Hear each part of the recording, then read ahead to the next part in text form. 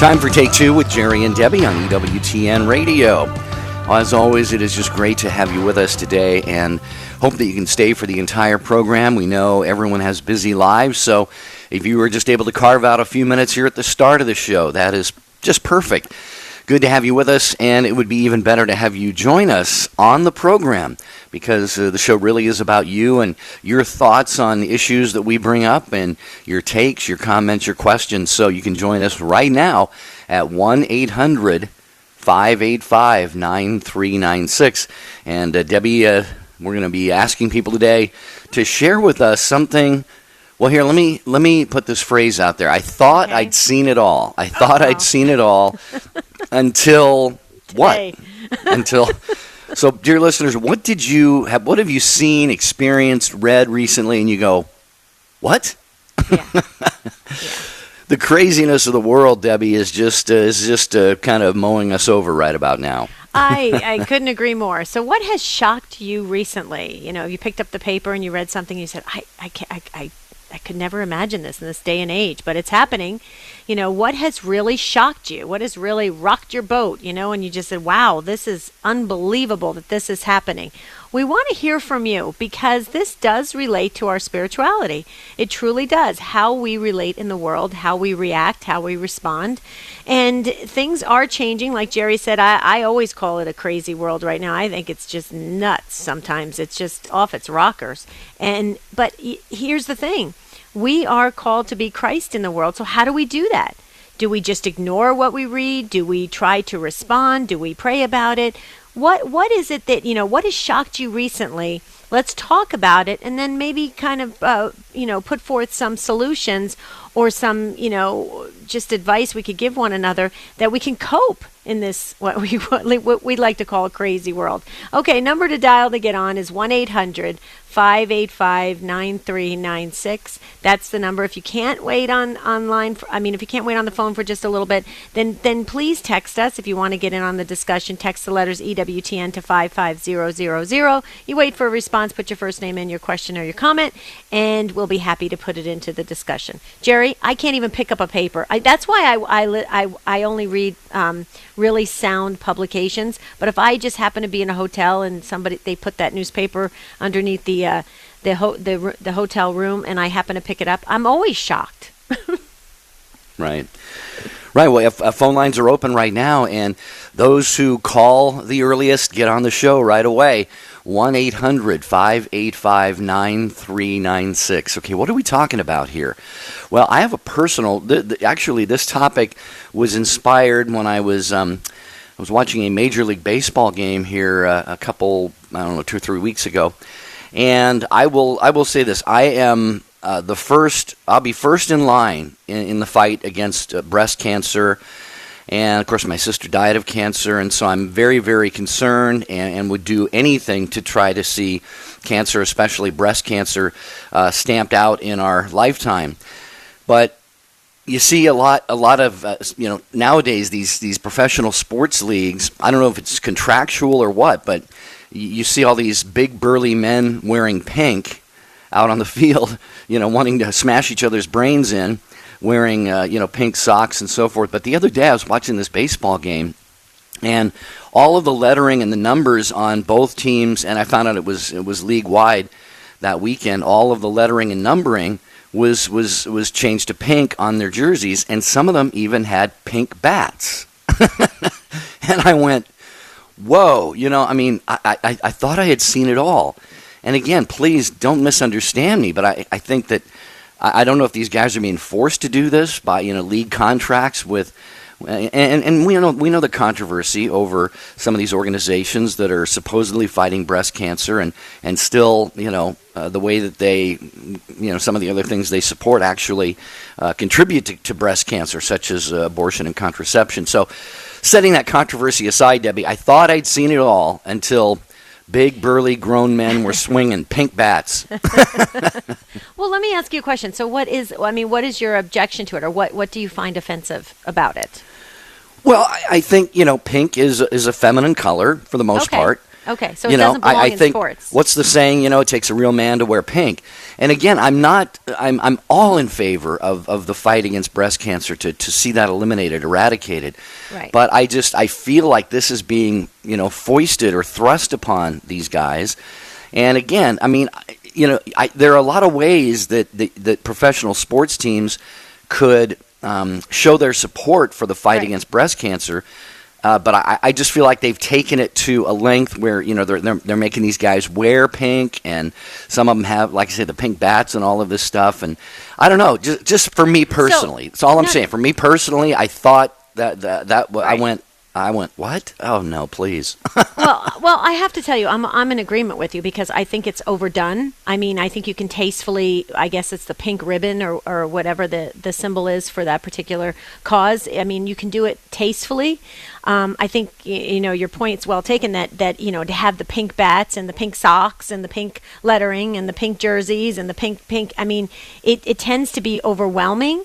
And quite honestly, there's other cancers. I mean, breast cancer is horrible, don't get me wrong, but there's other cancers. I mean, maybe there should be a general kind of symbol that we are all fighting against cancer in general, because there's other cancers. Like, look at the cancer that took your sister. It took your sister very quickly.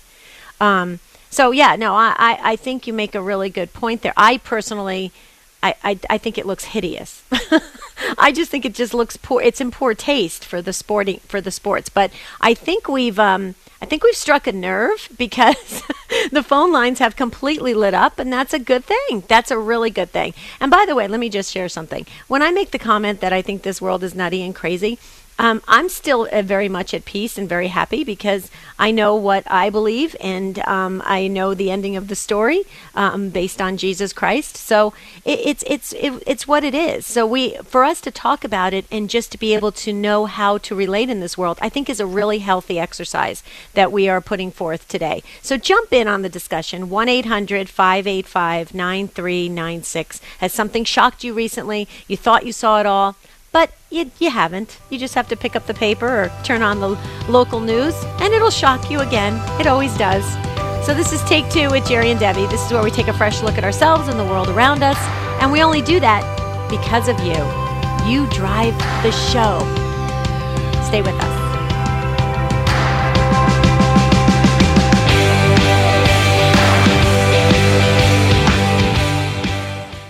Why do Catholics honor Mary so much? When Jesus had given us everything on the cross, he looked down and saw one last gift, his mom. And he told his beloved disciple, "Behold your mother." And he told his mother, "Behold your son." That beloved disciple was John, but it's also you. Jesus gave you his mother to be your spiritual mom. God didn't save us as individuals, but as a family, and the most highly honored human being in the family of the church, not including Jesus himself, who also happens to be God. It isn't some super apostle or great prophet or warrior king. It's a mom, largely unnoticed in this life, and now called Ark of the New Covenant, terror of demons, help of Christians, queen of heaven and earth. But the most honored title she has is Mother, Mother of God and our Mother. So why do we honor Mary so much? Because she's our mom. And that's a good insight into the weight of glory waiting for all mothers. This is Chris Stefanik from RealLifeCatholic.com on EWTN Radio. Have you heard of Amazon Echo? It's a virtual personal assistant that allows you to use just your voice. You can listen to EWTN Radio just by saying, "Alexa, play EWTN Radio." Check out the Amazon Echo today. Save the dates. On Saturday and Sunday, September 9th and 10th, the EWTN Family Celebration is coming to Worcester, Massachusetts. Make plans now to bring the whole family to this free event. Log on to EWTN.com/family celebration for all the details. That's Saturday, September 9th and Sunday, September 10th. The EWTN Family Celebration is coming to the DCU Convention Center in Worcester, Massachusetts. We'll see you there. Hi, this is Anna Mitchell, host of the Sunrise Morning Show. This is Jeanette DeMello, host of Register Radio. This is Doug Keck, EWTN President and Chief Operating Officer. Thanks for listening to the EWTN Global Catholic Radio Network.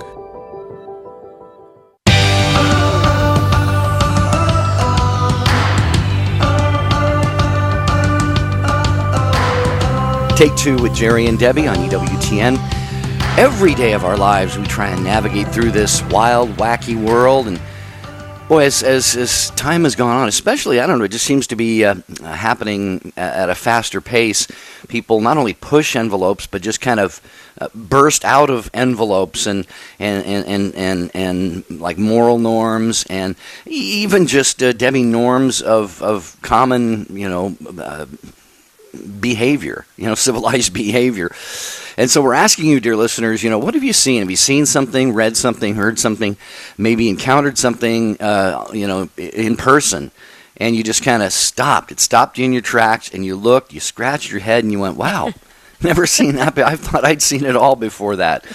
1-800-585-9396. All right, we're going to start with Bernice, who is in Aurora, Colorado, listening on Denver Catholic Radio. Hello, Bernice. Welcome to Take Two. How are you? I'm just fine. Good. And I agree with you about the pink athletes and the breast cancer, and I think a better purpose that they could be wearing to be something stating, the reason for breast cancer. One of the major reasons for breast cancer, of course, as we know scientifically, are abortion and use of the birth control pill. But that was my comment about that. But the reason I was calling is because this weekend I saw on Fox News in the morning at a restaurant that a New York live theater recently has some kind of Shakespearean play. The thing on the television was very, very short, but it depicted a man at a desk, higher up at a desk. He had blonde hair and a red tie, looking just like Mr. Trump, but there was an insinuation, because I don't know, they were killing Julius Caesar or who they were killing, but then about 7 or 8 men attack him, drag him from the top of the stage to the floor, and kill him. And I thought I have seen it all, but I cannot believe that we are, as a nation, that believe in protection of life, even, if not baby's life, at least adult life, that they would kill a president on stage. Insinuating, not really, but I've seen it all. And I wondered if anybody else has seen that and know what theater that was, or what could we do about stopping that. I saw it as well, Bernice, and I saw the same Fox News piece that you saw, and I felt the same way that you felt, and that what really bothered me is people are paying huge amounts of money to see this Broadway play, and that's the problem. That's part of the problem, is that we are contributing to this bad behavior by the fact that we participate by buying tickets to this stuff. So, I mean, I guess one way we could do that is not to buy tickets, not to participate. I know that some of the sponsors, it showed on that news piece, some of the sponsors had pulled out, but not all of the sponsors had pulled out of that particular play. But I agree with you. I think at what point, why can't we be civilized and polite and courteous? We can have good plays and good movies out there that are entertaining, and it doesn't have to cross the line where it gets to be really just improper, completely improper. Whether it was depicting an assassination or not, that let's just say it possibly was. Okay, there's children involved. There's children. There's families involved, and we have to respect that. And I think it's really unfortunate that we have crossed the line. I agree with you. What do you think? I was horrified. I was just horrified to think that that's art. They call that art. Killing somebody. Killing a president. Speaking of art, I think that I don't even know if I can discuss this tastefully on the air, but I don't know if you remember, Bernice, and some of our other listeners will. It's been, 20 years or so ago, some artist put a crucifix in a glass. I'm not going to say what the liquid was that was in there, but so it's really, and just a quick comment, on you made the point that I was kind of trying to make about the connection. Like Susan G. Komen, for example, supports Planned Parenthood. And Planned Parenthood is the largest abortion provider in the world. And like you said, scientifically, medically, it has been proven, biologically, physiologically, that the pill, the birth control pill, and certainly abortion because it stops the natural process going on inside the woman. It stops it short, and the body kind of freaks out. It really contributes to breast cancer. So that's my problem with these pro sports leagues. They're really just jamming this down society's throat. When if you get the backstory on this, you realize, hey, wait a minute, some of what's going on really isn't healthy and isn't good. But this is just the way. And the young people are eating it up. I mean, according to that Fox News, the young people in the theater were clapping and just so glad that he was killed. I mean, very sad. The brainwashing that's happening, and not to young children also, but our college age people think, well, this is the right way. I got to be like my peers, and I'm going to clap too. Changing their brains. Well, Bernice, if you're watching the news, you'll see that the college campuses are in real trouble. Yeah. Yeah. So we've got to pray. We've got to pray for the youth. We've got to pray for the next generation. This is a scary time we live in. But Bernice, thank you so much for getting in quickly. I mean, we really appreciate it. We love when our calls come in fast, and you did that. So thank you so much. Have a beautiful rest of your day in Aurora, Colorado. Okay. Thanks, Bernice. Kathleen, you're up next in Boston, Massachusetts, listening on the Station of the Cross. Hi, Kathleen. Hi, Jerry and Deb. How are you? Doing well. Doing well, Kathleen. Thank you. I so enjoy your program, and you really bring a lot of wisdom, and I know both of you really have filled with the Holy Spirit. And we need good counsel because particularly the young adults, as Bernice was just mentioning, they're lost. And I was brought up, respect your elders. When I saw an elderly person coming into a store, I was delighted to hold the door. Now I'm in my 70s, I almost get knocked over. And I can't bring society up, but just a gentle reminder that, yes, when someone is elderly, sometimes they have a balance problem, and just to be polite, as just was mentioned. But my real comment was the disrespect that is shown in our society, and in particular for President Trump. That man is trying to do his best. People may not like his personality or whatever, but the office of presidency, I've seen enough presidents that I didn't care for certain things. I respected the office. Our democracy depends upon that. And the young people that are disrespecting the president, they're disrespecting democracy, thus themselves. And I think a lot of it began back in the 60s with the sexual revolution, and we're reaping some of that type of me-ism. And it's not too late. Certainly prayer and, in particular, the rosary, and if someone is not Catholic, making the sign of the cross. I have a lot of friends that are Protestant, and when they get tempted to swear or whatever is a vice that they're wanting to get away from, I've asked them to make the sign of the cross, and it's been helping them. It works. And just one other comment. I live in Boston, and the traffic here can be horrendous, particularly on Storrow Drive. And I look for an opportunity to give someone a break because that's showing respect as a driver. And that can catch on, and I put my turn signals on. And one person doing that, like Bishop Fulton J. Sheen would say, if everyone lit just one little candle, what a bright world it would be. So thanks for sharing, and thanks for the opportunity. Yeah, well, Kathleen, while we have you, you brought out a good point. I remember, over the last, 40, 50 years, sometimes on college campuses, and one thinks of Cal Berkeley, for example, there's always been kind of a history of marches and protests and maybe, burning down a car or something once in a while. But, I mean, across the board in our society, there is zero civil discourse on things. And I'm thinking of the March for Life. We've got a very unjust law passed by the Supreme Court, Roe versus Wade, that allows the killing of unborn children. Do you see the pro-lifers turning cars over and lighting buildings on fire? No, they get together, we get together, and march peacefully and try to use the civil means of turning that around. Whereas nowadays, especially, it has escalated so much. If Trump does something, if the Supreme Court does something, if anybody does something that certain groups don't like, they are out in the street wrecking things right away. And And Debbie, who would have ever thought we would live to see this? Oh, I think our grandparents are rolling over in their graves. I mean, it's absolutely unbelievable.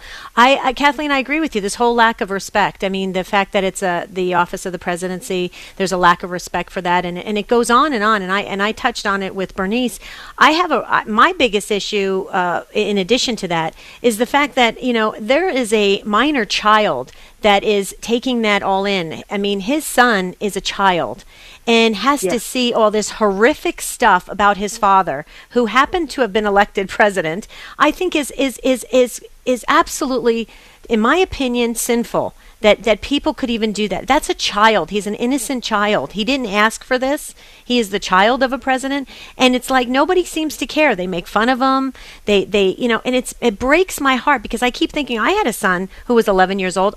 If 1/10 of that happened to my child, I would be storming into the schools and creating havoc, because I wouldn't want my child Peacefully. Yeah.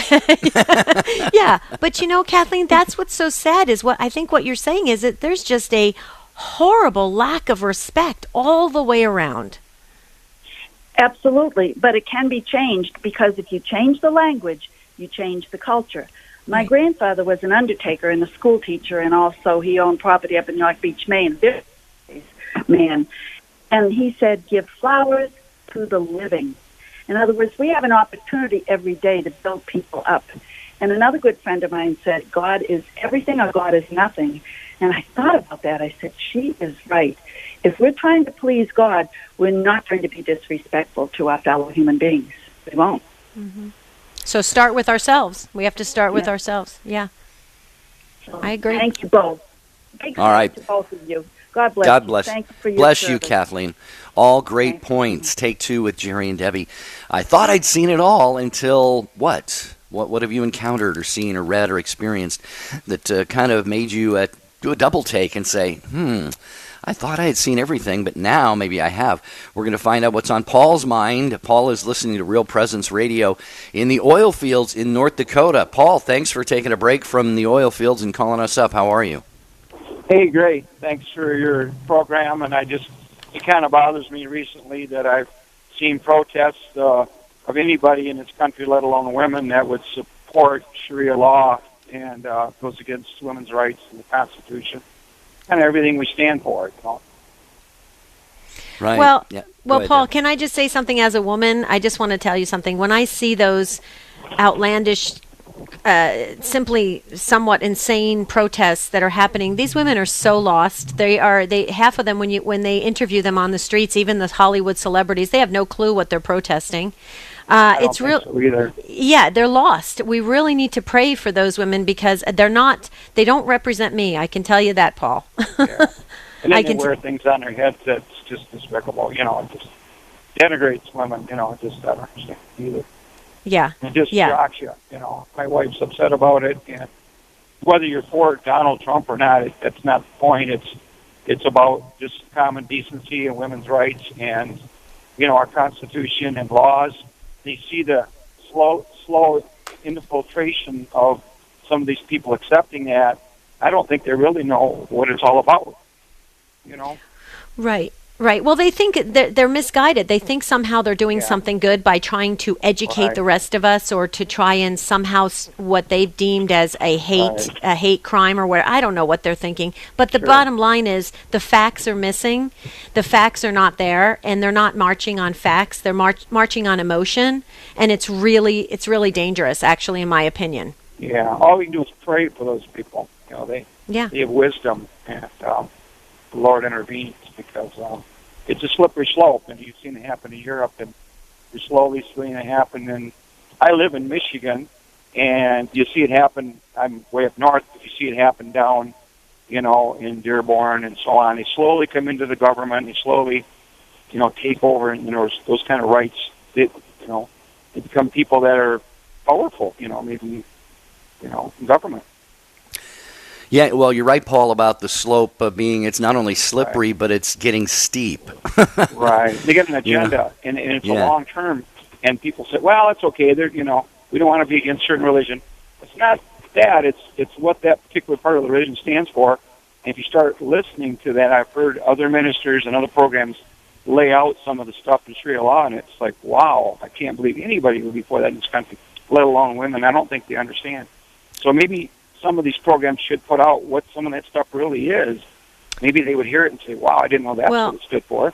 Well, we had who was the speaker on Jihad Watch? We had him on. Robert Spencer? Robert Spencer, yeah. We had Robert Spencer on, and believe it or not, Paul, we actually had some people call in and couldn't believe we had him on. And he happens to be very educated, very up on the facts.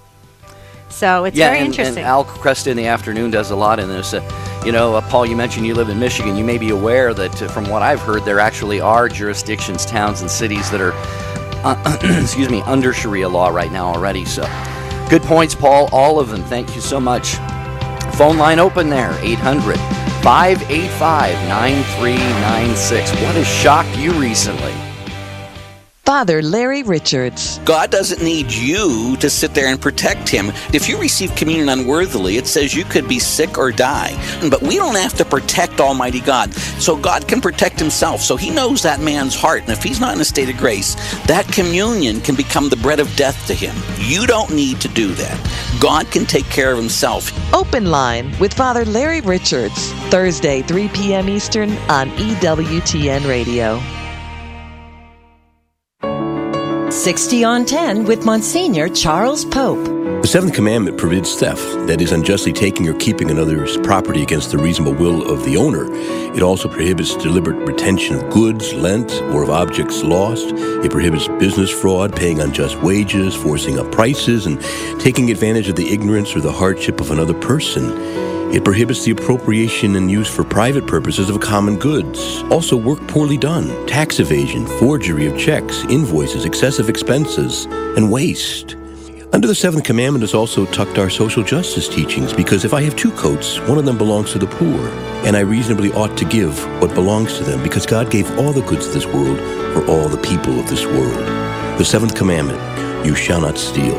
EWTN. Live truth. Live Catholic.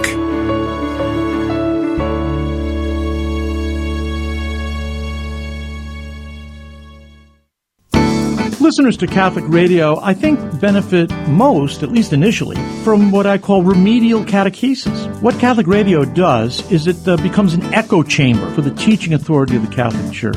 And what we're doing is teaching many things which have been neglected over the last 40, 50 years. If you listen to Catholic Radio, you know what the Catholic Church teaches.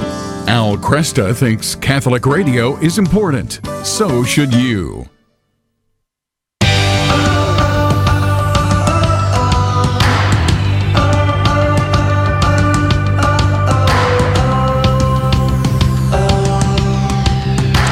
So glad you're with us on Take Two with Jerry and Debbie on the EWTN Global Catholic Radio Network. We're talking today about what has shocked you lately. I thought I'd seen it all. That's what we're talking about. So if you want to get in on this discussion, it's a very lively one, 1-800-585-9396. So far, I think we agree that we're all being shocked on a daily basis. So I think we're all in agreement on that. Okay, so we're going to move right along to Judy in Orange, Connecticut, listening on Sirius XM 130. Hi, Judy. Welcome to Take Two. Thank you, and thank you for your show. I love it. Oh, thanks, Judy. We love you, too. I guess I was calling. One of the things that's just been so shocking to me and really hard to take is our president, current president, President Trump. It's shocking to me that he's in office, but more importantly, I feel that, you know, with each week, with each month, there's something new that he does that's harmful to a lot of what we believe as Catholics. And for instance, our climate is so important. The earth that God created, which is so beautiful, you know, it should be protected. And, you know, what they're attempting to do with the parks and the grounds that they have, and trying to, what they're doing with that, and, you know, how he talks about women, how he is with minorities, how he, when he was just recently, you know, with politicians and shoving them out of the way. And it just is so shocking to me that this is who we have as a president. And I would never want my child to emulate any what he represents. I believe that everyone has their right to their own opinions, and I'm sure for some people, some of the things that he does are positive, but it's just really hard to take. Yeah, well, thank you for sharing that, Judy, and thanks for calling. Thanks for listening to the program. We appreciate that. I think, I would agree with you on at least on a certain level. I mean, I could think back, it wasn't that long ago when presidents were just really, they just comported themselves in a very dignified way, and regardless of how heated they may have had a disagreement with somebody about something, they were always cordial with one another, and in public, they always just, again, comported themselves a certain way. And again, like Trump or not, his tweeting, I mean, he's just sort of like, and I mean this not to be, unduly critical, but he's like a bull in a china shop, And I really like a lot of what he's done. I'm concerned about some of the things he's done, but I think Judy's right, Debbie. There's just sort of this mannerism that he has that he's just sort of like gonna, be a bulldozer sometimes, and that can play against him. There's no question about it. Well, and Judy, don't you kind of think that we're in a world right now where it just seems like shock value, it just, in general, I'm talking all the way around, every single aspect of government and stuff like that, and politicians and everything, and then us as the mainstream, folks, don't you think we're kind of at a point where there's a lot of that, of pushing the boundary, which I think that's what we're trying to maybe talk about today, that it's kind of, this world is kind of slanted a little bit in the sense that people are crossing the line very quickly on different things. And it's interesting, instead of having more dialogue, instead of talking it out and coming to a win-win solution, there's just this, I'm gonna do what I'm gonna do because I feel it's right, whatever it is. And it's even like the same thing we're talking about, that Broadway play or whatever that is. People feel like, well, I have my rights. I'm going to do what I want to do, no matter who it hurts. And I think there's that general sense I'm sensing. At least I'm over 50 years old, Judy. You're much younger, but I'm just sensing that we've gotten to a point where everybody's crossing the line very quickly. What do you think about that? I mean, I definitely agree with you. I think what's scary to me, though, is that it's at a level where our president represents that. So whether he may or may not go along with policies that you agree with, I think that it's shocking to me how he handles people and how little he truly does care for people, if what he's fighting for is for our health benefits and for the planet and for the climate and just in what he says when he tweets about other people, and if that's your president, I mean, it's hard to expect the public to not follow the same example. You would hope so, but that's what's scary to me, is that it's at a level where that's what we're seeing, and now we see it in our president, which I just find unacceptable. Yeah, I think a lot of what we're seeing, I would almost call it social bullying. I think a lot of people do these sorts of things because somebody like President Trump might kind of push people around a little bit, whether it's not physically necessarily, but just with some of the things he does, and people kind of want to push back. And so, I think we have reached a point where, as I said earlier in the show, civil discourse, sitting down at the same table and really, trying to talk things through and agreeing to disagree and get along together. I think those days they may be way back in the rearview mirror. Right. Right. Real quickly, I just thank you so much, Judy, for your input on this discussion. We really appreciate it. Piper from New York City couldn't hold any longer, but just says we need more dialogue. The reason some people do things that shock some is that they feel as passionate as you do about different things. I love the show, but disagree with you on some things. And I think we stated that there is a passion that people have, and they exhibit it in ways like protests and stuff like that. And I understand that. I think the only thing that I was going to say is that sometimes we lose sight of the facts. Let me just give you an example. Okay, I've never shared this publicly, but I live in Arizona. Everybody's heard some of the statistics that the health insurance carriers have pulled out of Arizona. We're down to like 1, and health insurance has gone up sky high, like 117% and stuff. My husband and I have no health insurance. That's a fact. We can't afford it. Okay, but nobody seems to want to talk about that. They just keep citing statistics of all the other people having insurance. I have been a dutiful insurance person my whole life, always had health insurance, and I actually have a pre-existing condition. I had cancer in 1994. Okay, so I am not unable to get insurance, but people don't want to hear that. They only want to hear what they want to hear. They want to hear those grand sound bites that produce emotion, but yet the fact is, my husband and I have no insurance. It's really unfortunate. And then I'm 50, going to be 52. So I just wanted to put that out there about just make sure that you entertain and or do your due diligence of gathering all the facts. Would you agree with that, Jerry? Well, I would not only agree. I wouldn't tell anybody what to consume as far as the media goes, but I do not watch mainstream news at all. Right. Not Fox, not CNN, not conservative, not liberal, not this, not that. I simply don't watch it. There are just too many ways to get. You can get the information you need without watching the news, and I simply won't. I won't sit through it. It's fear, it's lies, it's there's so much stuff. But right. Anyway, got to get back. Yeah.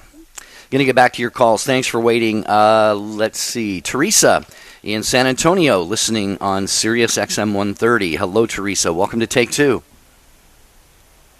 Hello, can you hear me? Yep. Hi, Teresa. Hello. Hi, Hello, Teresa. You're on. You there? Hi, can you hear me? Yes. Yep, we can hear you. Okay, great. I'm sorry. No problem. I don't go on Facebook much, but if I do, I go on and look up family, friends, and pictures as we all do. Recently, I was this morning looking at a debate, like who was the better superstar athlete between LeBron James and who is the other guy? Michael Jordan? Some other guy. No, the guy that played last night. Kevin Durant? Yeah, that one.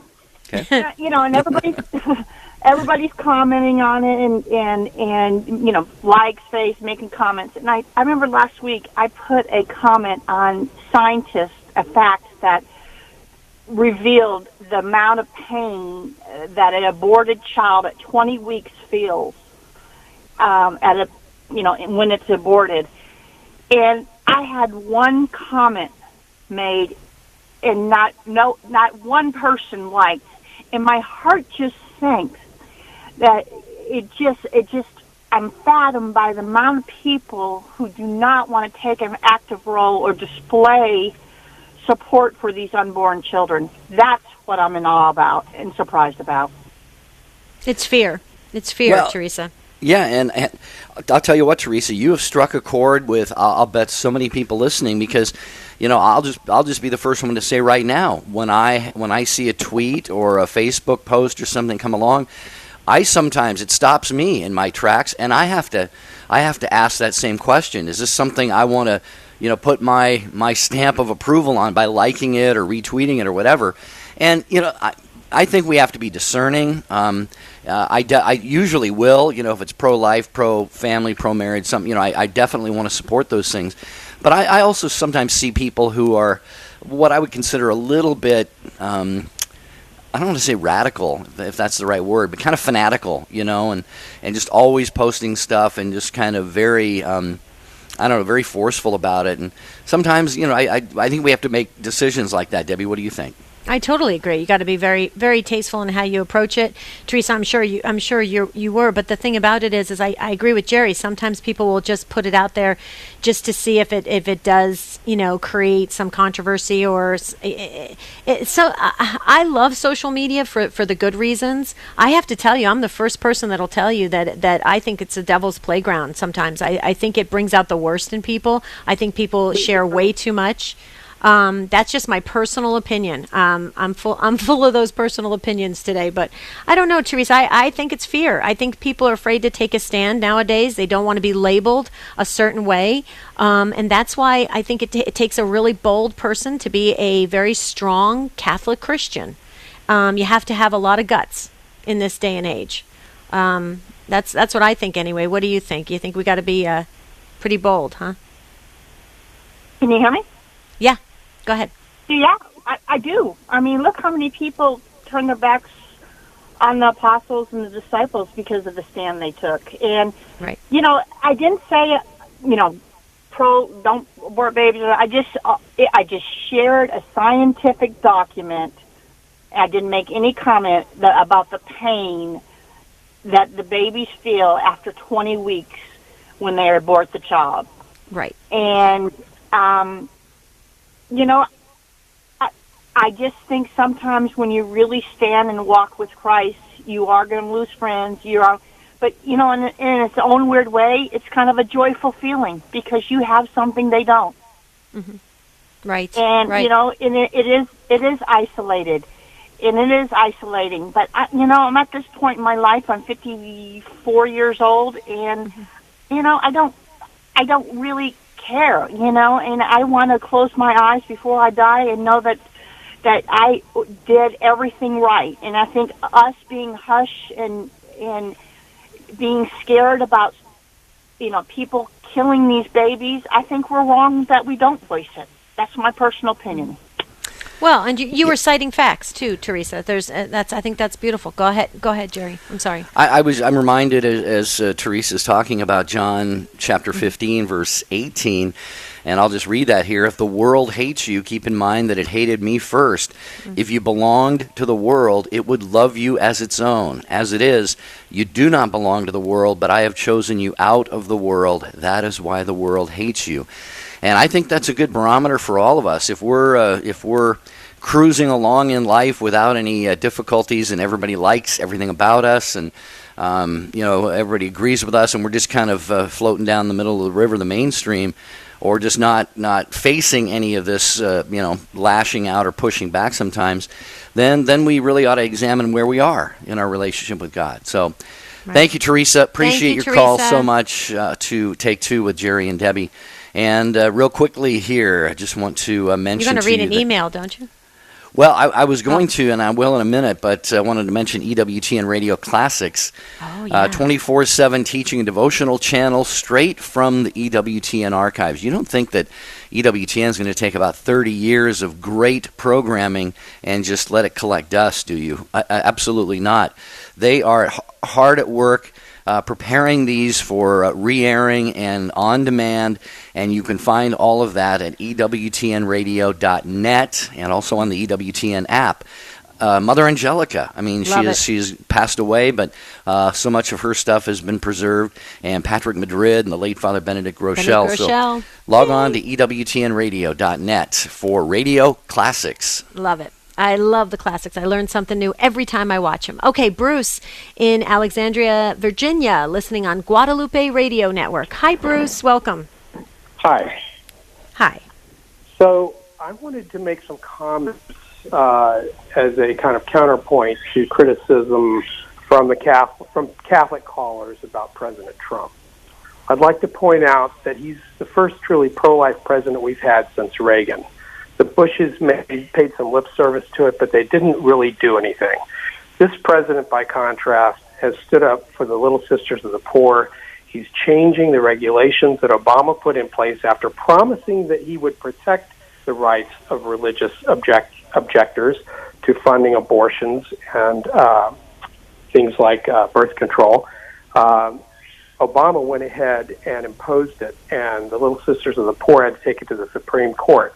This president is doing what he can to protect religious liberty. He's protecting the unborn. And again, by contrast with our last president, against whom I didn't hear any of this moral outrage from so-called Catholics, this president is not encouraging or supporting things like transgender bathroom rights and letting people get married who are of the same sex. I think that we had a lot of damage done in this country by the last administration But the Catholics in this country were largely silent about it. So I am appalled that a person would call up and claim in the name of the Catholic Church to object to this president who is trying to do what is morally right. You might not agree with everything he says. You might not like the way he says it. And you might think that he's a little bit of a bully. That's his brusque way of doing things. But everything I've heard is that in person, he's a very gracious person. He's just a campaigner, a bare-knuckle campaigner when he gets out on the road. And sure, we all have moral failures, and this president, like many before, for example, Clinton, who was a serial adulterer and did it right there in the Oval Office of the White House. Again, there was no moral outrage expressed by the Catholics that called in when he was doing that. So I find it appalling that this president's being attacked by Catholics, even though he is the most pro-life president we've had since Reagan. Yeah, you know what? I would agree with so much of what you said, Bruce. I would say this, kind of echoing what you're saying. I thought I'd seen it all until, I'm even going to say this. I was in formation for the priesthood for 6 years. This goes back about 20 years ago. I'm not going to say where it was, but it was on the night of one of the elections, and Bill Clinton was elected president. And almost all of the other seminarians who were sitting around watching this with me would have been waving pom-poms if they had some close by. And I said to myself, oh my, I don't believe this.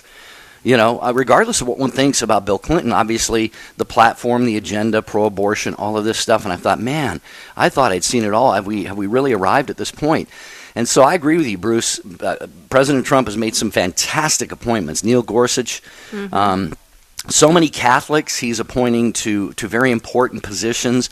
And let's keep this in mind. This is why I said earlier, I don't watch the mainstream news, because they hate President Trump, and everything is going to be presented through a lens that they want us to see him through.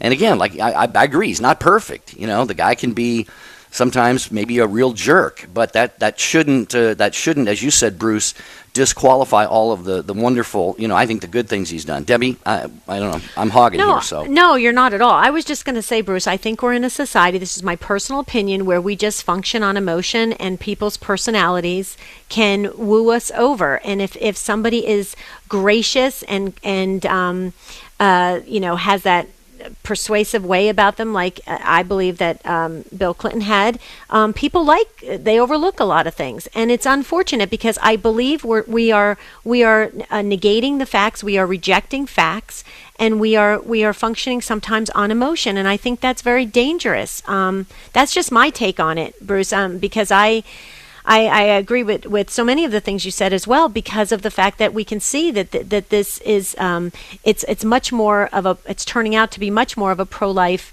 administration, and that's a real positive thing for Christians. And so that's the facts. And then I shared my situation about not having health insurance, but nobody wants to hear about that. Everybody wants to hear all the other emotional sound bites that are coming out there. I don't have insurance, and you know what I mean? I'm not trying to complain. I'm just saying that's a fact. So I don't know if we're kind of adding to what you had to say, Bruce, or what do you think? One last observation. All the people in the Catholic Church who, because their politics are more liberal, feel like he's not their president or he's not a good man, I wonder how many of them are praying for him to be the president that they want him to be. Because prayer is very powerful, and this is the year of Fatima. Are they praying to Our Lady of Fatima to make this president the kind of president he should be? Or are they just criticizing him because they don't agree with his politics? Well, and look at Melania. When Melania had her rosary blessed by Pope Francis, that took over a little bit of the news, and everybody was kind of excited that she is Catholic, and then it kind of just drifted away. And it's I agree with you. Prayer is very powerful. I mean, we want people to be the best they can possibly be on this earth, and we do need to support each other in prayer to be the best Christians we can be. And I think that power of prayer, we believe in that, Bruce. Thank you so much. Thanks for the call, Bruce. Appreciate it. We had an email from one of our regular listeners, Helen in Idaho. She says, kind of weighing in on this whole question that we've been talking a lot about today. When President Obama was president, there were many of us conservative, totally disagreed with him, but we didn't wreck things or yell profanities about him. Now it seems the country is getting the message President Trump is bad, not because of him, but because of the loud, disrespectful people that are against good conservative values that he stands for. I only watch EWTN News. Good for you, Helen. But from what I've heard, most of the mainstream media is loudly talking down our president. We need to respect the office, she says. I always call him President Trump, not just Trump. So, Helen, thanks for weighing in on this, and we appreciate you listening to Take Two. And we're going over to Bill in Woodbridge, New Jersey next, who has us on Sirius XM 130. Hi, Bill. Welcome. Hi. Thank you for taking my call. Two quick observations, one more generally, and just one quick one on Trump because it keeps coming up. I think what Catholics have to remember is that the stated agenda now of the left wing of the Democratic Party, which is kind of taking control of it, their stated agenda is the marginalization of Christian people and Christian ideas in our culture and our politics in particular. And, you know, we have to choose who will champion our rights to participate in our own society. And I get it. I'm from New York. Trump is a real estate guy from Queens. He acts like a real estate guy from Queens. I understand that's a little brusque for some of the more genteel parts of the country. But at the end of the day, he's the one who seems to have our back in the public square. I guess my other observation about the culture in general and the topic of the show is, yes, things have become very crude, very coarse, and I think we forget that for a large segment of the population, at this stage, they're 2 or 3 generations removed from a Christian worldview, that they don't actually view the world the way we view the world, that they're looking at things through a prism that is very not, and I hate to say it because they're the ones who speak about being the scientific side, that's not driven by reason and logic, but is driven by gut and emotion and kind of knee-jerk reactions to things and kind of this idea that truth is entirely relative. And so it's, when you see the kind of what used to be called pornography that's kind of normal on the telly at this point, or profanity that's normal on the telly at this point, or the coarseness and anger and violent expressions that are out there in the culture at this point, and the lack of anyone being able to step up and really defend why anything is wrong anymore. I think for Catholics, we have to be able to articulate using reason why things are wrong. We have to go back to ground zero and be able to say, why is it wrong to take a picture of posing with a fake severed head of somebody, or why is it wrong to... Nobody even knows why anything's wrong anymore, and they lack the moral and philosophical vocabulary to even articulate it.